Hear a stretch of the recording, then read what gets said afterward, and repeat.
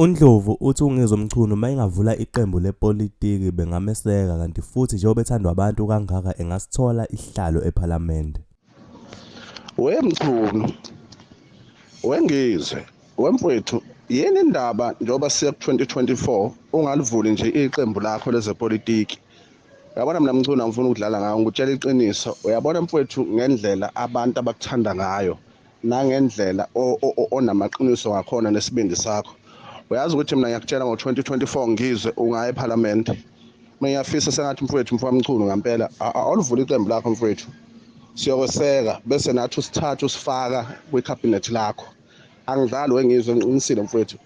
Uyabona udinga ukuxhasa abantu abangakuxhasa nangemali. Ngizwe mfowethu uyosimela mfowethu uyosikhulumela ePhalamende. Mina ngiyakufisela Mchunu ukuthi ngempela awuvule iqembu lakho lezepolitiki, livule Mchunu. Siyodonate nanokuthi mhlawumbe imali mawungenazo sidonate sifake imali ekuthenini ngempela iqembu lakho likwazi ukuthi libe khona. Please ngizwe mfowethu usimele mfowethu, uyakhuluma amaqiniso mfowethu.